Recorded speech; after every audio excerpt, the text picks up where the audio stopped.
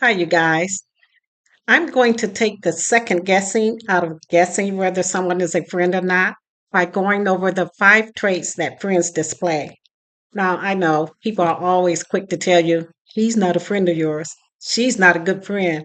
That person isn't your friend. But very rarely do we look at some of these relationships and are able to declare, now that's a friend. So these things, if you notice any of the people that you're dealing with, especially those in your inner circle, if they display these traits, more than likely they are a good friend or they're on the road to being a good friend of yours. So let's talk about it. The first one, of course, well, I shouldn't say of course, but it is of course, is honesty. When a friend of yours can be honest with you, no matter how difficult it may be, then that person is truly looking to be part of that inner circle. And they're willing to have that honesty and trust to be built over time with you and with them. And by that, I mean sometimes our friends think they're being friends by not telling us the truth or by siding with everything that we say, not hearing both sides to an issue, just always telling you you're the one that's right. You need to really take a look at those relationships and see where or what they may be benefiting from going along with everything you say.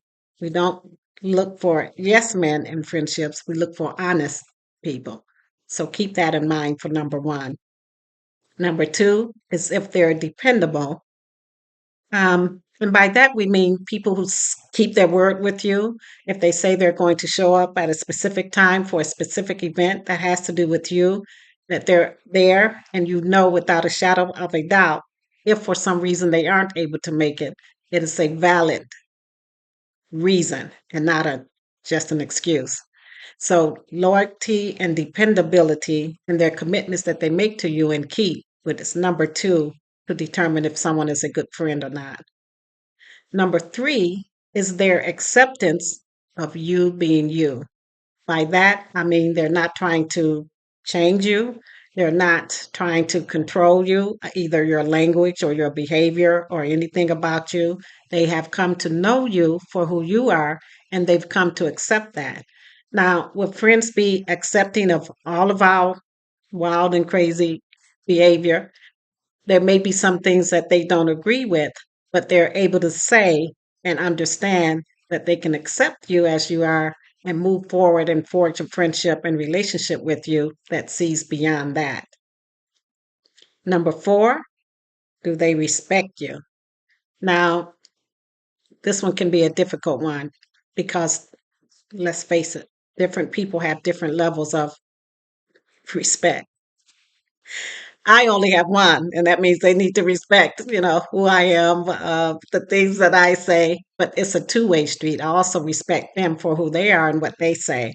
But anytime you get someone that says, they're trying to control how you speak or your language or tell you what you should say or shouldn't say, that's someone that's trying to control you as a person and someone that's trying to usurp an authority over you that perhaps they shouldn't have. So that's number four, respect. Do they treat you kindly? Do they interrupt you rudely, especially in public? These are all signs of respect or disrespect that you'll want to look out for. But since we're talking about the attributes of a good friend, we're going to stick with the respect part and not the disrespecting. And then number five, do they have good intentions when it comes to you and what you're doing? Now, what I mean by that is, do they have your best interests at heart? And if you saw one of my previous videos, it's the one entitled Best Friend to the Rescue. I'm not going to go over the incident that occurred with that one, but in a nutshell, it dealt with my best friend going with me to take a look at a vehicle. And as soon as she saw it, because we were riding up to it, she just sped on off and she was like, "You're not getting that piece of junk." Now, had she had had she done that out of spite for me or just not wanting me to have a vehicle, so I would have to depend on her to take me everywhere, that would be one thing. But she knew that that vehicle that I was looking at to purchase was not going to benefit me in the long run, and her interest was to look out for my best interest. So you do want to make sure that whatever um, decisions you're making or whatever information you're going over with your friend, when they come up with suggestions or ideas or advice, is that something that's going to truly benefit you? Is it something that has your best interests at heart? Or is it something where they have a dog in that fight, as they say, where they're looking to benefit whether you benefit or not? So these are the things you definitely want to look at when you're thinking about the attributes that you want to experience in your relationships and in your friendships. Now, that being said, I, I'm hoping with the videos that I'm doing, we're not just looking at the other people in our lives, but we're also wondering what type of friends we are as well.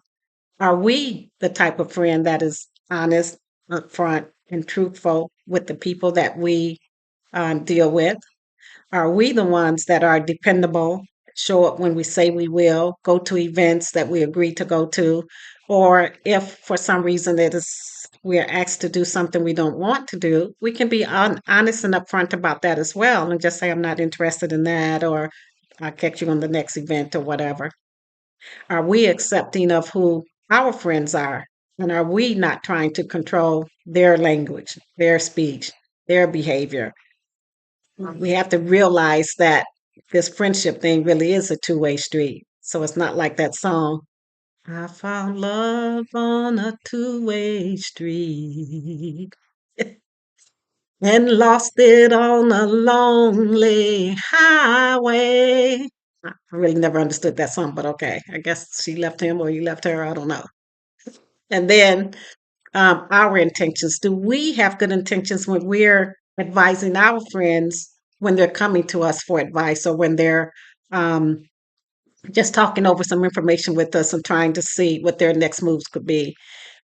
We have to make sure that we have their best interests at heart and not something that's going to benefit us or that we think would benefit us or and there's nothing wrong with that. Sometimes decisions can benefit the both of you, but as a friend, if they're looking for something concrete to do, are you able to support them in that? And if so, is it really because you have their best interests at heart? So these are just some of the things that you'll want to look for, or take a look at the relationships you currently have and see if the people that you're dealing with on a close level, if they have these attributes or if they have the opposite. So again, this is just information to look for when you're looking to see the relationships that you've held over the years. Do they have these five things or are they lacking in them?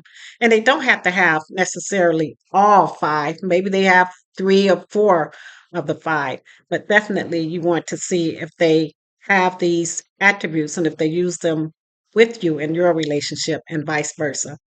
As you all know, this is Life Lessons Learned. I'm Sherry. Remember, knowledge is in the knowing, but wisdom is in the doing. And the real proof of a lesson is the application of it. So, what lessons this week that you've occurred or that you've had in your life that you're looking to apply moving forward? What knowledge would you put to use? To my wisdom walkers, thank you as always for visiting my channel. For those of you who are new viewers, if you're so inclined, please subscribe and come back to visit. We're all learning lessons here. We're all looking to apply those lessons so that we can move forward more positively in our lives. I will talk to you guys later. Bye.